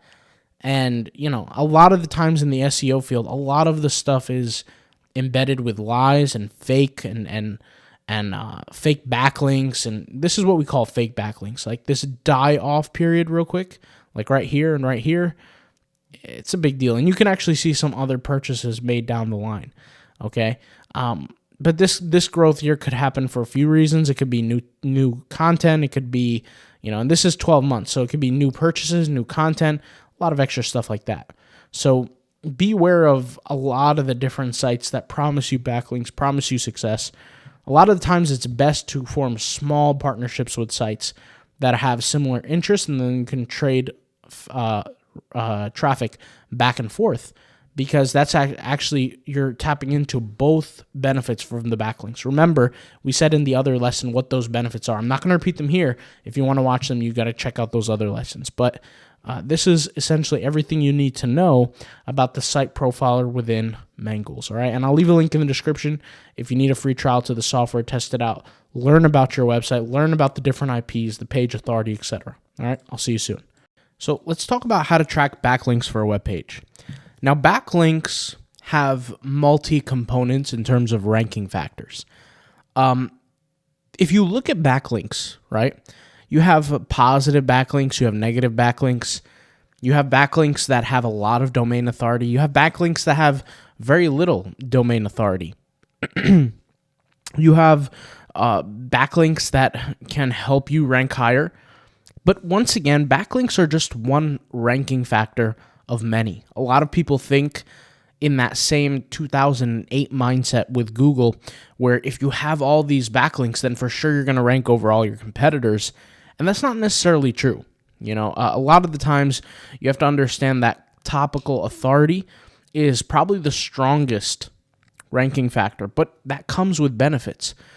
Keyword density is a ranking factor that applies to topical authority. You have topical resonance, that is a keyword factor. A ranking factor. There's so many different ranking factors that are intertwined. For example, you won't have topical authority unless you have quantity. You won't have topical authority unless you have keyword density, unless you have the right keywords in your slug or your URL handle. There's a lot of different things that contribute to a ranking factor. One of the ranking factors that are important, that contribute to other and intertwined with other ranking factors, is your backlinks. With that being said, it's important to track backlinks of your competitors. So a lot of people track their own backlinks, and that's fine. You could do that. But that's not moving the needle. Sometimes you want to see, what are your competitors doing? How are they moving the needle? And sometimes, like I said, backlinks is involved in that strategy. So I have a competitor, for example, on one of my websites called Squat Wolf, okay? And I've searched their website a lot. Once again, they're my competitor. And I want to see what backlinks do they have. So I can go to their website, I can copy their website here, and I can go to the backlink miner. Okay, it's called the link miner, backlink analysis. I can click on this, and I can paste the domain name, right, and hit find backlinks. And what it's going to do is it's going to provide me a list of all the different backlinks that come in and where they're getting their backlinks. So, for example, disrupt.com, this is a platform that provides backlinks. I can read their website, I can see what are they doing, who works for them, how are they involved. And notice this is an example of the backlink. It says Squat Wolf. That's one of their, partners. Okay. Now, they're not paying for backlink. They're an actual company. But the point is that I can look through all these lists of backlinks and see, okay, where are they getting their backlinks? What's their strategy here? Where are they going here? And some backlinks are, once again, useful. Some are not. So, for example, we have this backlink here, and this is a no-follow backlink. Now, some people think that no-follow backlinks do not help your ranking. That's not exactly true. It helps, but in a different way. It's called a social signal. Now, social signals, people think that the ranking factor of a social signal is purely just social media. Social media is great, and that is predominantly what a social signal is, but a no-follow link is still a social signal. And here it's like about, different coupon codes for a certain website or whatever, but sometimes backlinks can have two uses. The first use is an algorithmic use, meaning the algorithm looks at it and says, okay, let's give this person or this website a little bit more brownie points. And then you have another use, which is the traffic. So if traffic is coming into your website through a backlink, that's a huge use. You're getting more traffic. You're funneling more people to your site. Now, if we look at some of our competitors, and we look at their backlinks, where are they getting their traffic? Obviously, we can't always control who is paying or what are they paying for, and we can't see, the kind of things that are going on behind the scenes, but we can get an idea behind the site. So, for example, a lot of these coupon-based websites, they're just, they acquire backlinks naturally. They have coupons, people use them, they put them on websites, tell other people that the coupons exist, and they try to take advantage of that. So, for example, this website called Shopping Online is nothing more than just an affiliate referral site. And somebody would click on squatwolf.com, they'll click on it, and then they'll get access to that, and the company will have an affiliate link in the button, and then that will result in income for the company. So some backlinks, once again, are useful, some aren't. It just depends on how you look at it. But a good thing is just to understand and see what is your competitor doing from a backlink standpoint. So this website is called clichémag.com, fashion, and then we have the top best activewear brands. So I can click on this article, and I can actually click on the post here, and we can look at the actual post, whether it's here or whether it's here, and I can read through the post. And first they have is Squat Wolf. Now, Squat Wolf, I can almost guarantee you, nothing is free in this world, they've paid for this position. In fact, if I want to look here, I can see, is it an affiliate position or is it a sponsored position? So these links here are clickable. If I click this link, right, I can look at the link here and see, okay, this is a sponsored position. Why? From what I can see, the domain name doesn't have a referral ID in it, which basically means that this company, right, Cliché Mag, was paid to have their section here, or the company was paid, Squat Wolf paid Cliché Mag to have their spot here. Now, there's nothing wrong with that. That's an example of a backlink that could also potentially lead to future customers. How? Somebody could be searching top best activewear brands for working out or something like that. This article arises, they read, and the first one is Squat Wolf. Interesting. Also, if you look here, this article is relatively short, And you have, like, for example, Lululemon, Riderwear, Spiritual Gangster, Yoga Outlet. There's images and stuff for these different paragraphs or these different segments. But Squat Wolf looks like it was just implemented on there. It's all caps. It's all capitals. Maybe this is a paid opportunity. Once again, we don't know exactly what happens behind the scenes, but this is something that you could do as a business owner. But you have to know what companies are open to this. So, for example, this Cliche Mag, if I was a competitor here and Cliche Mag was open to me, working with them, I would message them and I would say, hey, what does it cost to add a segment to your post here for my clothing brand, for example? And we'll see if they're open to that. Not all companies are open. Some they are, some they aren't. And they're open for different things. So some companies are open for link edits. Some are open for article posts. Some are open for really nothing at all. So it's different businesses, different folks, and different focuses, But I can click here and I can look at some of these different links, and I can see, like in the Ahref link, this is not a referral link, okay? So there's no referral ID, which just goes to show, once again, this is not an affiliate, right? Cliche Mag is not an affiliate of Squat Wolf. So if they're not an affiliate and they're promoting direct links with no affiliate, then that means this was a paid post. I highly doubt that the writer came here and believed that Squat Wolf was just a great company and they put it in here. The reality is there's millions of companies out there. People pay for their positions. To also kind of give support to the idea is, if you look at the context, right? Here it says Riderwear. Nowhere can you click on Riderwear here. Here it says Spiritual Gangster, the brand. There's nowhere you can click this. Yoga Outlet. Not a single place for you to click Yoga Outlet. Beyond Yoga. There's not a single place for you to click on that. La Quasa, or whatever you pronounce that brand. Nowhere can you click on the brand. Nowhere can it take you there. So they're only really promoting Squat Wolf. Let's see. Do they have Lululemon here? Let me see. Let's click. Yeah, they're not even. This doesn't even make sense. They're not even promoting, right, the right links in the right spaces, but they are with Squat Wolf, right? So interesting. Like I said, what this goes to show for me, and if you look here, here's the word gymwear, has nothing to do with Squat Wolf. This is the introduction. You click on it, it takes you to Squat Wolf. Once again, it's a paid position. So I would look at companies that are taking these paid positions, and I would say, what's it going to take for me to get there? Sometimes it could be a paid position. Sometimes it's not. Depends on the situation.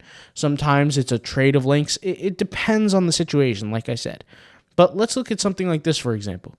This is a coupon code site. Most coupon code sites, this vouchercodeuae.com, most coupon code sites, like I said, they pick you up for free.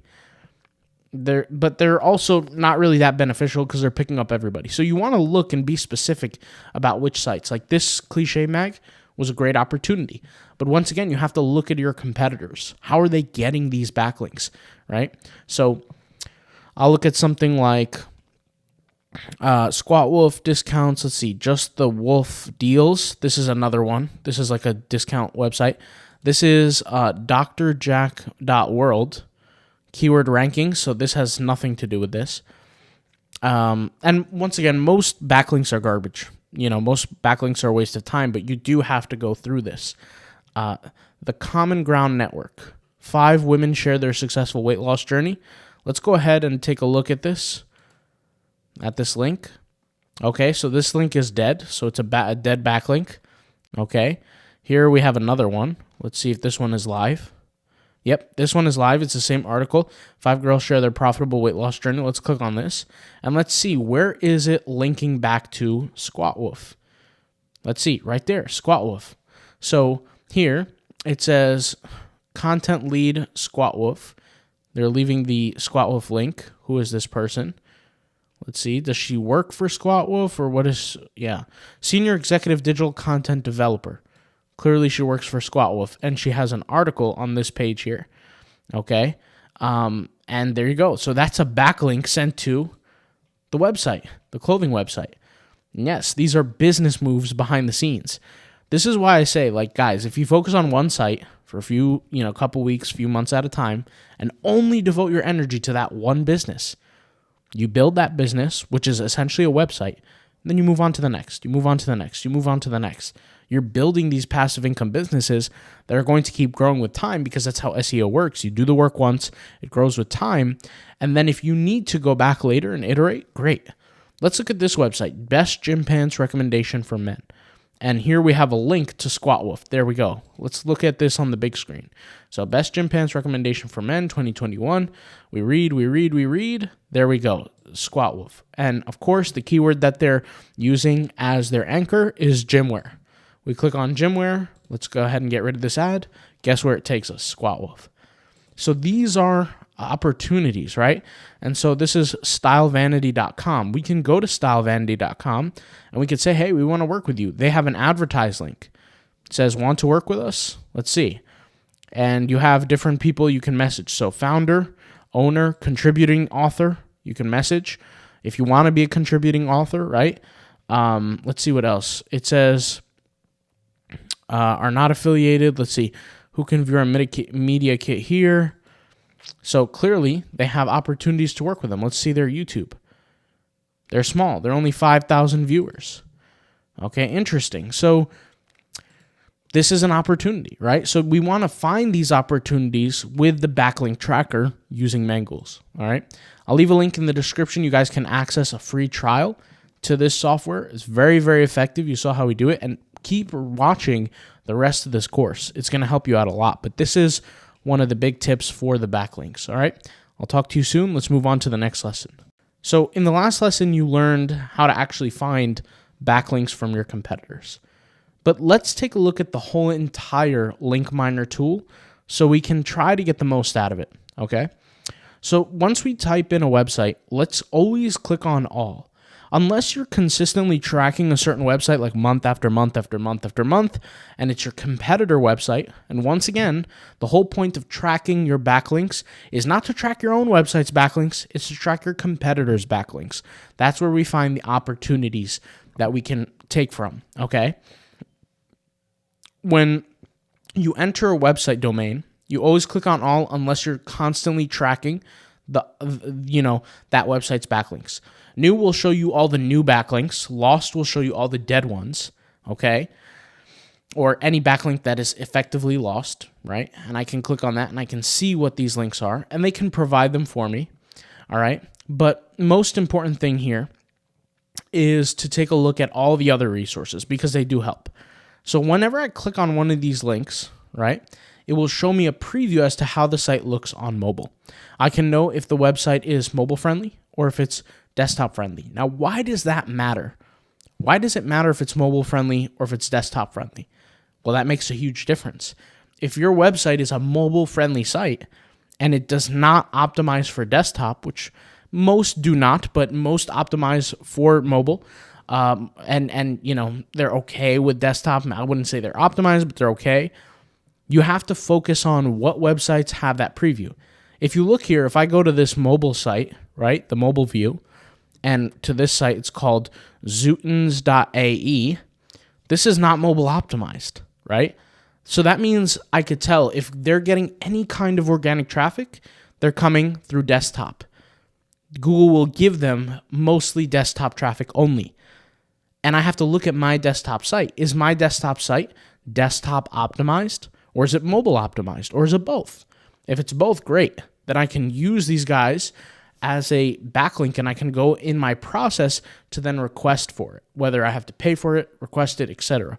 But the point is that you have to see how is that website optimized. Is it optimized for mobile? Is it optimized for desktop, or both?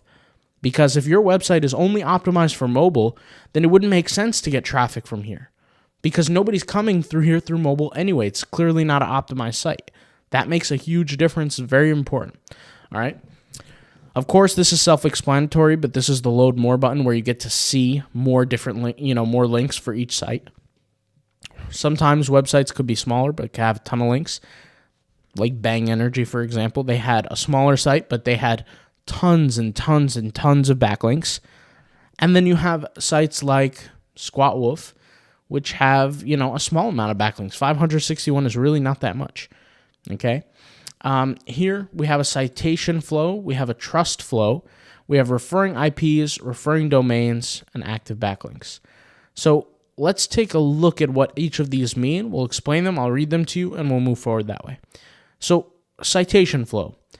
Citation flow is the score. Okay. It's the score of how well is it cited, meaning how well is it is the website link, how well does it receive the links? You could think of this as a backlink score, okay? And then here you have the trust score. So the trust score just simply represents the websites that are backlinking to this site, right? Does it receive a lot of trust? The trust score is low here, which if this is very important too. A lot of people overlook this score. Why does this matter?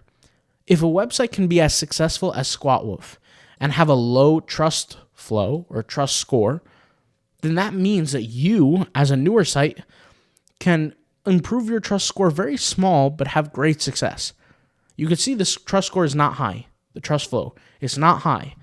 The websites that it's coming from have not that high trust. So you look at this, and by the way, what is trust? What is the trust score? It's really authority from a domain standpoint, okay? Not from a content standpoint, but from a domain standpoint, meaning they have strong ranking, they've been around for a while, things like that, right? And this is not a Google-made score. This is just a score from an algorithmic perspective. We look at some of the trust flow scores for other sites. These guys have low scores. You have zeros, 10, 12, 6, 2. These are low scores, but yet Squat Wolf is so successful. So you look at a site that could be small, very successful, and with a low trust score. What does that mean? It kind of further proves the point that backlinks is just one of the ranking factors. Of course, they're intertwined with many others, but it's just one of many. There's many things you have to focus on a site. You have to focus on optimization. You have to focus on engagement. You have to focus on design. You have to focus on content. You have to focus on keywords, alt image keywords, text. You have to focus on headings. You have to focus on so many different things. There's a list of a million things you can focus on, which is why I say contribute a certain amount of time to the project, and you could do really well focusing on that project and then moving on to the next thing. And once again, if you haven't already joined the ebook, the Cash Cow Niche Sites ebook, to pick the profitable niche, go ahead and join it. Not only do we show you how to pick a profitable niche, but I show you how to monetize the niche as well. Okay, so picking the perfect niche for your blog ebook on Cash Cow Niche Sites. But let's go ahead and continue. So after you understand that these websites, your competitors, can have low trust scores, low citation scores, and yet still succeed, it's time to look at some of those backlinks, and especially ones that drive or are derivative or traffic derivatives, meaning they provide traffic as their secondary traffic, meaning somebody's come to their website first, they read the article, whatever, they take the recommendation, they come to your website secondarily, okay? Referring IPs, how many IP addresses refer squatwolf.com? How many? A website, I can have a website, right, on one IP address, which is exactly what it is, and that one website can refer to another website 15 times. But it's still one IP referral. Now, why does this matter? Well, really, backlinks are measured in terms of Google eyes more through a success through IPs than just the active number of backlinks. Put it this way. If I have two websites, one has a high domain score and one has a very, very low one, let's say like a 0 in Google's eyes. Let's say it's brand new. And let's say the one with the 0 score has terrible content. But the one with a lot of content, and it's been around for a long time, has a great score. Let's say it's an 80 out of 100, which 80 is very, very good. I mean, you're coming on the likes of multi-million dollar companies, right? When you get that high and you provide backlinks to that other site, let's say you own both of them, when you provide backlinks to the other site, it's only referring from one IP. Google looks at that and takes that into account. It's not like you're, for example, if I have 40 backlinks, they're not going to say, okay, 40 different websites have given this website backlinks. They have 40 backlinks. They're going to look in and say, okay, there's 40 links from one IP. That just means they have a strong partnership with just one. And that's different. That's different than saying that you have 40 partnerships with 40 different websites as opposed to one partnership replicated 40 times. Do you see what I'm saying? There's difference to that. And you can see here, there's 561 backlinks total. Now, the referring domains, why is the referring domains different than the referring IPs? Is because you can have multiple domains on a single IP. What tends to happen is somebody who has a website in a certain niche typically tends to create more websites in the other niche. Remember what we talked about when we said the Pareto principle. What is the Pareto principle? 80% of the results come from 20% of the work. In the case of SEO, 80% of the websites that are live, successful, and making money come from 20% of the owners. And somebody who has, for example, a fitness website, they're going to create multiple fitness websites if one is working. That's just the way it is. That's how winners run businesses. And what happens is they'll have multiple sites on one IP. So you have an example here of 202 domains, or aka websites, on the same IPs. That's why there's less IPs here. And backlinks is just simply the number of those links that are routing back to that site. That's all it is. So I can have 15 backlinks from one IP and one referring domain. I could also have 15 backlinks from one referring IP and 3 domains. Okay? So hopefully that's very clear and easy to understand. And if you can kind of utilize this tool, like I said, to find those open pathways to capture backlinks, it is gratefully helpful, really helpful, because it is one of those ranking factors that you can tackle pretty easily. Just sometimes you can reach out. Now, something I'll say about backlinks is that not all links do you have to reach out for. In fact, there are strategies out there where you don't have to call for backlinks. You don't have to ask for them. You don't have to do any of that. You just simply write amazing content and people will backlink to you back.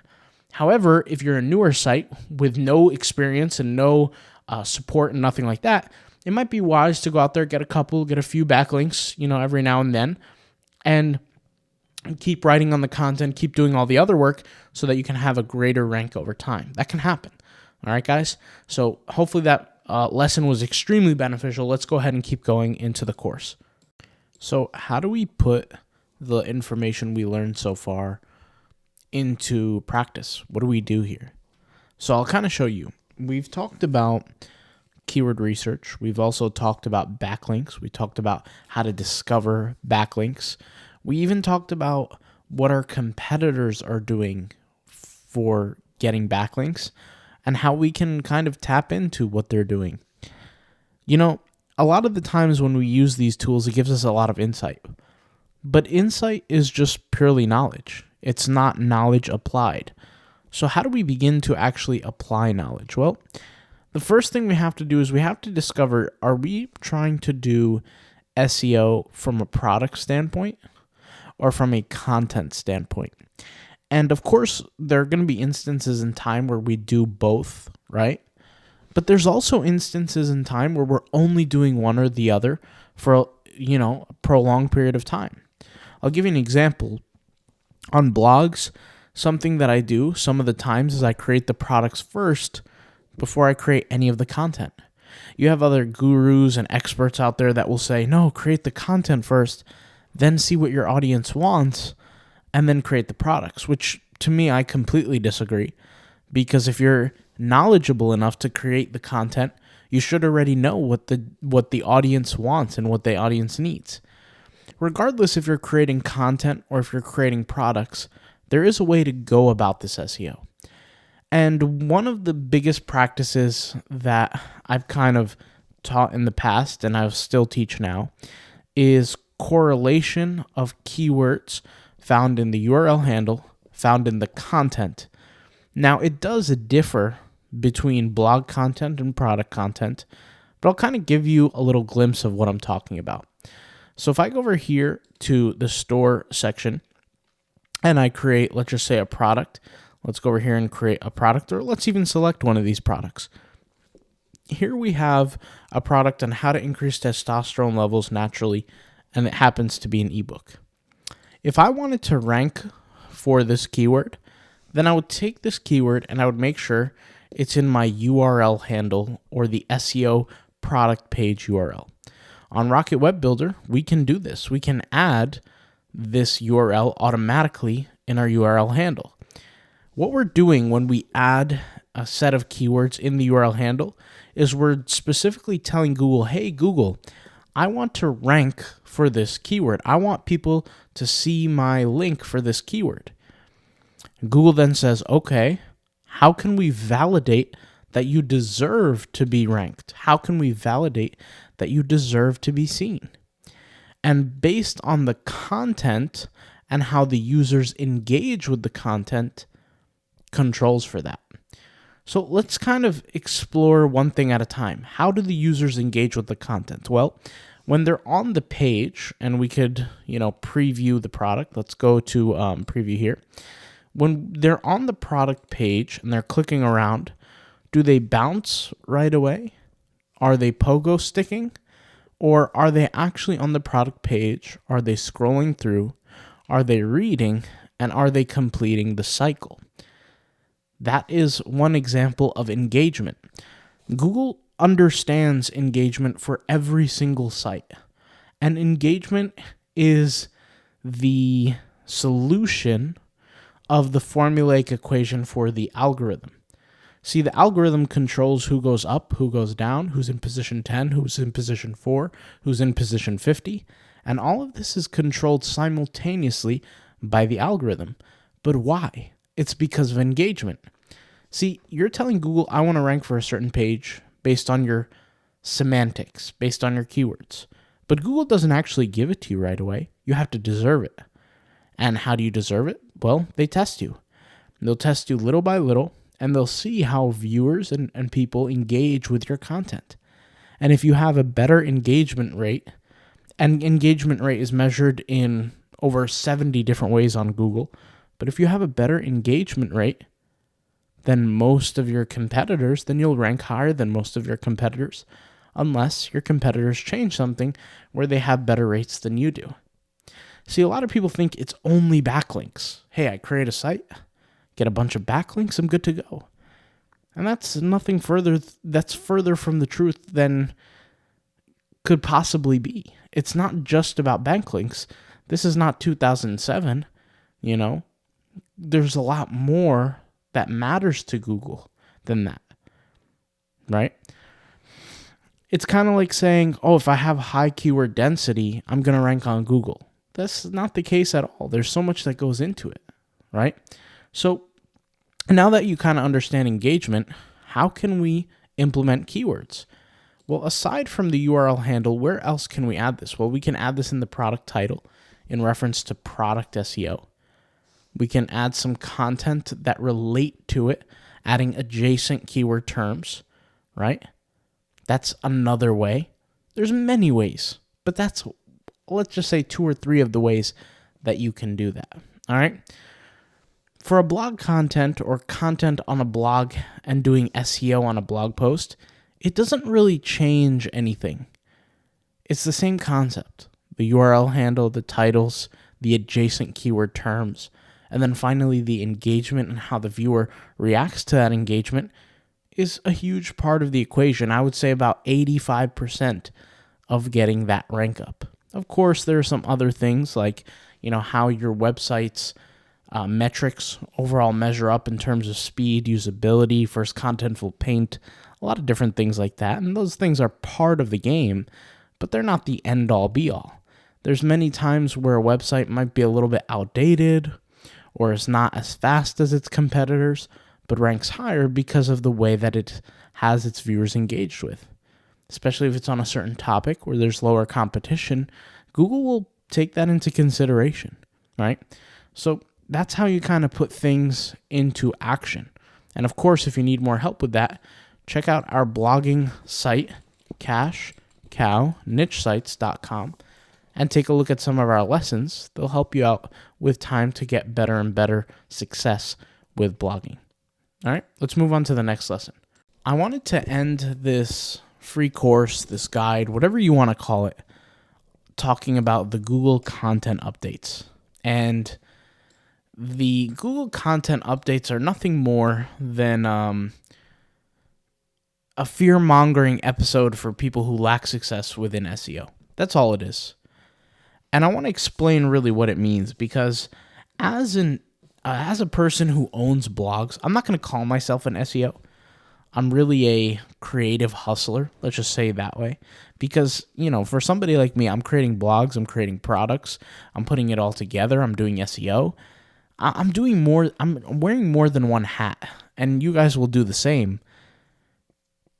So I'm not an SEO, but what SEOs do is see SEOs who actually run SEO businesses and don't have their own blogs are the same as personal trainers who are out of shape. They might have the advice, they might have the information, but they haven't experienced it for themselves. They just help other people, give it to other people. And what happens is an easy way to make money for SEOs is they constantly harp on these Google content updates. If you do a simple search for a Google content update every few months, you have the top SEO channels talking about these updates and basically cashing in on thousands, tens of thousands of views per day for these topic videos. The reality is that Google doesn't come out with a huge update. This is a fallacy. They come out with purging times, and they also come out with implementations. And it's not during a Google Core content update. Let me explain, because I know this could get a little crazy. What happens is Google will announce some sort of update, right? And then all of a sudden YouTube or let me place it differently. Google doesn't say, hey, there's an update. They'll say, hey, we're prioritizing XYZ. And content people will say, oh my God, worry about your websites. They're going to fail, this and that. You have to do XYZ. Just nonsense. They don't actually give solutions. And then they call this the Google Core Content Update. And they'll show updates on their websites, and so many will fail. And then people look around at their websites and they say, oh my God, I'm failing because the Google Core Content Update. No, you're not failing. Your website's not losing traffic because of a content update. Your website's losing traffic because it never deserved to rank in the first place. That's what it was. And I kind of put this into perspective because people have to understand that Google updates its algorithm 24/7, 365. If websites are moving up and down the ranking, guess what? The algorithm is working 24/7, 365, testing different sites. And when Google comes out and says, hey, we're prioritizing XYZ metric, aka ranking factor, all that means is that they're giving more weight to the ranking factor. But that doesn't change the outcome of a properly created website with proper content that serves a proper need. I've had websites that have been alive for over 7+ years, gaining traffic consistently each and every year. How is that the case amongst all these updates? It's because we follow the niche site formula. We're creating content for certain niches that have lower competition. Even if competition arises, they're not creating content the same way we are to the detail that we are. All these people that are doing purely AI blogging are going to die. Their blogs are going to die because they're not adding anything to the algorithm. They're not. They're coming in with the same garbage, the same content that's just regurgitated in different ways via AI, right? Then you have people who might write stuff and not use AI and then complain, why is their website dying? It's because you still don't offer anything new. Google doesn't look at it and say, you know what, all the AI sites, we're going to kill them. Google has nothing against AI. They understand it's the way of the future. What they're doing is they're killing off websites that don't serve any kind of need to the audience. Why would there be 10, 20 pages in the top 20 results from different websites that offer the exact same information? There needs to be some sort of addition, something that makes these sites different. And sometimes There can be times where a site is saved through grace by its ranking factors. Maybe it's a little bit of backlinks, maybe it's a little bit higher engagement, maybe they put some quizzes on their website. All kind of things add up. Maybe website speed. All these things play parts in very small amounts. Now, there's over 233 ranking factors like we discussed earlier, right? So all these things play a part. But at the end of the day, the content is what reigns supreme. Those ranking factors won't hold you down forever.